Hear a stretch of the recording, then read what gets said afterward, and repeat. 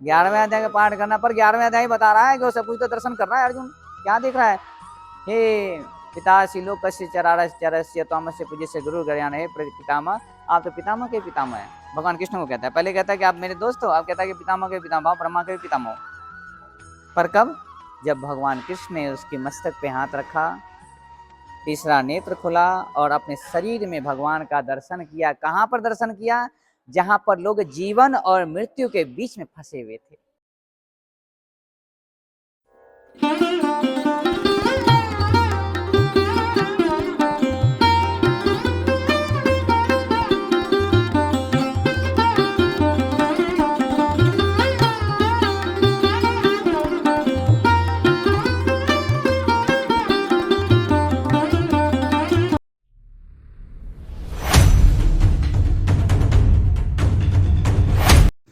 हरे कृष्ण कृष्ण कृष्ण हरे हरे, हरे राम राम राम हरे हरे। आपने ये श्लोक तो बारंबार सुना होगा, लेकिन कृष्ण के साथ राम का नाम आता है, राम के साथ में कृष्ण का नाम आता है। ऐसा क्यों होता है? आइए इस मंदिर के अंदर चलते हैं, जिसका नाम है मंदिर श्री रामचंद्र जी। लेकिन यहाँ रामचंद्र जी की कोई मूर्ति अवेलेबल नहीं है। यहाँ पर पूजा होती है कृष्ण और राधा जी की। तो इस अद्भुत मंदिर का इकलौता ऐसा मंदिर है विश्व भर में, जहाँ नाम तो है रामचंद्र जी और पूजा होती है कृष्ण जी की। तो क्या है इसके पीछे की कहानी?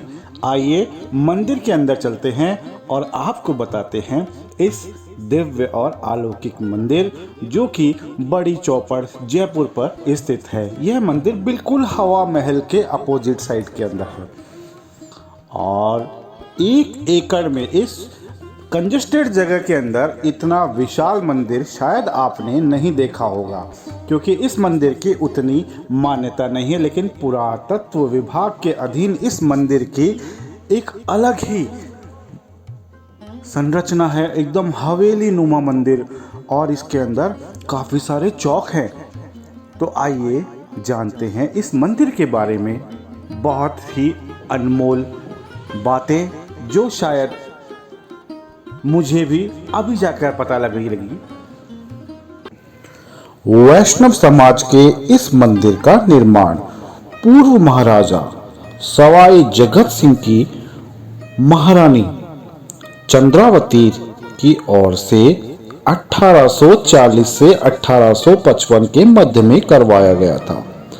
मंदिर का नामकरण राम चंद्रावती यानी रामचंद्रावत किया गया। इसमें राम शब्द महाराजा राम सिंह के नाम से और चंद्रावती जिन्होंने इस मंदिर का निर्माण कराया था उनके नाम पर रखा गया। लेकिन समय के साथ मंदिर रामचंद्रावती जी से अभ्रश मंदिर रामचंद्र जी का हो गया, लेकिन मूर्ति रामचंद्र जी की ना होकर कृष्ण और राधा जी की यहाँ पर स्थापित है। दोस्तों, इस मंदिर की एक बात हम आपको और बताते हैं कि यहाँ पर इतिहासकारों के अनुसार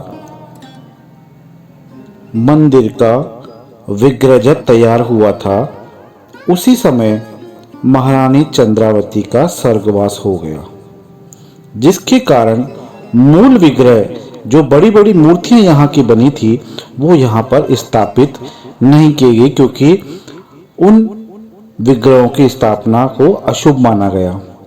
बाद में चंद्रावती जो महारानी थी, उनकी निज सेवा की धातु की छोटी छोटी मूर्तियों को यहाँ पर विराजित किया गया और वर्तमान में वही मूर्तियों की यहाँ पर पूजा होती है। इस भवन में 9 चौक हैं।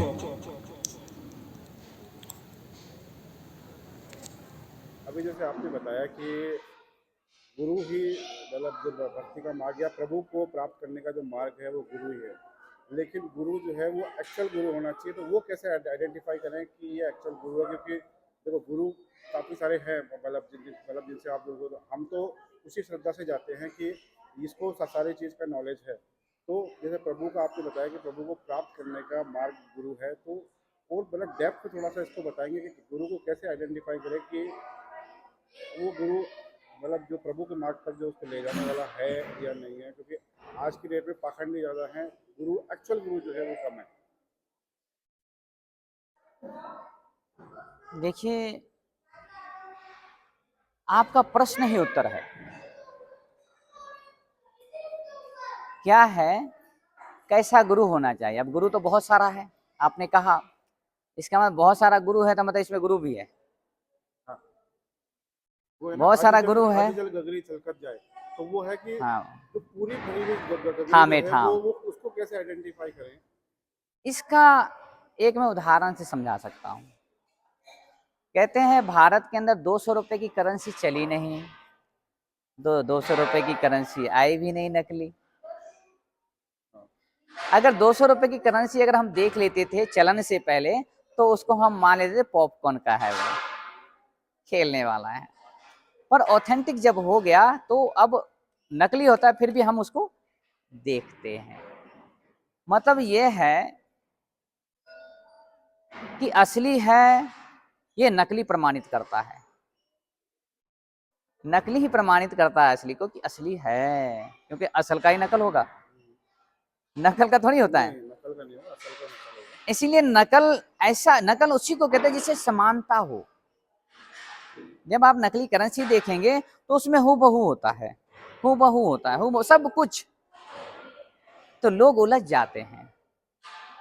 तो उसके लिए प्रशासन एक काम करती है, वह समय समय पर विज्ञापन रिलीज करती है और उस विज्ञापन में बताया जाता है कि यह पहचान है नकली का और यह पहचान है असली का। तो ऐसा ही गुरु के परिप्रेक्ष्य में है कि अब गुरु से तो विज्ञापन देने से रहे नहीं, परंतु है विज्ञापन है उनका भी, हमारे शास्त्र और ग्रंथ, अच्छा, सही। उसके अंदर स्पष्ट लिखा है। लेकिन इतना मतलब लोग उस शास्त्रों में घुसना नहीं चाहते आजकल, सब कुछ ये ब्रीफ नॉलेज की ठीक है, मतलब सार जैसे होता है ना। बाकी अपने वेद पुराण में सब कुछ लिखा हुआ है कि कैसे गुरु को प्राप्त करते हैं, कैसे ईश्वर को प्राप्त करते हैं। भगवत गीता में भी जो जैसे आपने बताया अभी कुछ देर पहले कि अर्जुन को संदेश दिया था कि मतलब मुझ में ईश्वर को मत देख, मतलब ईश्वर जो है वो स्वतः ही तेरे सामने आएगा जब तू अपने भाव से देखेगा या अब तेरे देखने में सच्चाई होगी। नहीं, एक्चुअली क्या है, जो मैंने अभी कहा था, अर्जुन को भगवान ने सत्संग सुनाया, गीता का उपदेश दिया। गीता जिसको कहते हैं कि प्रभु ने अपने उद्गार कहे, वो दिव्य हो जाता है, इसीलिए हम उसको गीत में पिरो देते हैं। तो भगवान कृष्ण बड़ा सटीक कहते हैं और भगवान शिव बड़ा सटीक कहते हैं। तो भगवान कृष्ण क्या कहते हैं, जो कि देखिए वहां बहुत विचित्र घटना है। भगवान लोगों के जीवन में है नहीं, पर अर्जुन के सामने अर्जुन का दोस्त है, और वो भी क्या, बचपन का। पर वहां हो ये भी रहा है कि भगवान को पहचान नहीं रहा है। वो जैसे हनुमान जी के साथ था वैसे अर्जुन के साथ हो गया। हनुमान के साथ क्या होता है कि जैसे ही भगवान राम बिना मेकअप के जाते हैं, क्योंकि वनवास था, अब बिना मेकअप के गए तो सुग्रीव ने भेजा कि कहीं भेजो भाई, कहीं कोई जासूस तो नहीं, मुझे मारने तो नहीं आया है। तो आते हैं हनुमान जी, वो भी जासूसी करने के लिए। क्या किया उन्होंने, स्वांग रचाया, अपने आप को बदल लिया और आ करके किससे मिलते हैं, जो स्वांग नहीं रचाता उससे मिलता है। क्या कहा कि मेरे भाई जो बाली है उसने कहीं जासूस तो नहीं भेजा है। सुग्रीव ने कहा तो अपना स्वांग एक रचता है हनुमान, और एक ब्राह्मण के वेश में आता है, और किससे पूछना, जो स्वांग नहीं रचता है, भगवान राम से। आप कौन है? आप लगते तो नहीं है ब्राह्मण, आप सन्यासी तो नहीं लगते। देखिए कितनी विचित्र बात है। अरे दुनिया के सामने तो है भी नहीं, उसके सामने तो थे भी तो भी ये गति। अरे आपके सामने तो है नहीं, अर्जुन के सामने तो थे भी तो भी उसकी बेचारे की कैसी गति हो रही थी। तो आप इन आंखों से नहीं पहचान सकते हैं। कैसे पहचानेंगे? उसका एक ही रास्ता है। हमारे धार्मिक ग्रंथ में जो मैंने विज्ञापन का नाम लिया, वो विज्ञापन ही है वो, कि जब तुझे संत मिलेगा तो तुझे दर्शन कराएगा। किसका? आपके शरीर में ईश्वर है। जो ब्रह्मंडे सोई पिंडे। इसलिए भगवान कृष्ण की एक लीला बताती है कि माँ यशोदा ने कहा कि आपने मिट्टी खाई है लल्ला, तूने मिट्टी खाया है। तो लल्ला प्रेम से कहता है कि माँ मैंने नहीं खाया है। तो मैया आनंद लेती है, कहते नहीं लल्ला तू तो खाया है। तो भगवान भी आनंद दे रहे हैं मैया को, नहीं मैया मैं तो नहीं खाया हूँ। तो मैया भी लीला करते कहते ठीक है नहीं खाया है तो मुँह खोलो। नहीं होता है माता पिता के साथ, वो प्रैक्टिकल करवा देते हैं। तो माता ने प्रैक्टिकल करवाया कान्हा को, क्या? कि तूने मिट्टी खाया है। जैसे ही मुख खोलते हैं, देखा ये क्या? संपूर्ण ब्रह्मांड भगवान के मुख में है। जो ब्रह्मंडे सोई पिंडे, वह इस शरीर के अंदर है।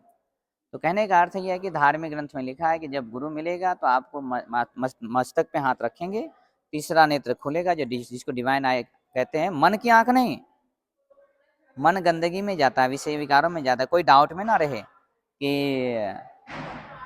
मन की आंख से देखेंगे। मन का स्वभाव है गंदगी में जाना। वो दिव्य नेत्र है जिसके माध्यम से केवल पवित्रता दिखाई देती है, भगवान की लीलाओं का दर्शन होता है, जैसे अर्जुन ने किया था। इसलिए भगवान कृष्ण ने कहा न तुम माम शक्य से द्रष्टुम नैव स्वचक्षुषा दिव्यम ददामि ते चक्षु पश्य में योग में स्वरम। 11वें अध्याय में लिखा है, आराम से पढ़ लेना। सभी 11वें अध्याय का पाठ करते हैं। सभी क्या पाठ करना है? 11वें अध्याय का पाठ करना है। क्या करना है? 11वें अध्याय का पाठ करना। पर 11वें अध्याय बता रहा है कि वो सब कुछ तो दर्शन कर रहा है अर्जुन। क्या देख रहा है? हे पितासी लोकस्य चरारस्य त्वमस्य पूज्यस्य गुरु गर्यान, हे पितामह आप तो पितामह के पितामह है। भगवान कृष्ण को कहता है, पहले कहता है कि आप मेरे दोस्त हो, आप कहता है कि पितामह के पितामह, ब्रह्मा के पितामह। पर कब? जब भगवान कृष्ण ने उसके मस्तक पे हाथ रखा, तीसरा नेत्र खुला और अपने शरीर में भगवान का दर्शन किया। कहाँ पर दर्शन किया? जहां पर लोग जीवन और मृत्यु के बीच में फंसे हुए थे, जहां भय का वातावरण था, वहां पर उसको दिव्य ज्ञान की प्राप्ति होती है। तो ये है संत की पहचान, ये है जब मिलेगा तो भगवान का दर्शन शरीर में कराएगा, बाहर नहीं कराएगा। बिल्कुल नहीं। बाहर तो आप कर सकते हो, जैसे मीराबाई को दर्शन देते थे, वैसे जैसे नामदेव को दर्शन देते थे, जैसे धन्ना को दर्शन देते थे, वैसे आपके जीवन में भी हो सकता है, कोई बड़ी बात नहीं है। ये तो वही बात हो गई, एक शोरूम में गया, गैजेट से देखे, हैंडसेट देखा, पर आपका नहीं है। कब होगा? कैश काउंटर पे जाओ, पे करो, आप उस मोबाइल से जो मर्जी करो, चाहे आप उसको तोड़ दो, चाहे फोड़ दो, चाहे कोई भी कार्य कर लो। वही स्थिति है कि आप जब भगवान का दर्शन करते हैं अपने स्तर पे इन आंखों से, तो वही शोरूम वाला हाल है। तो ये चीज है।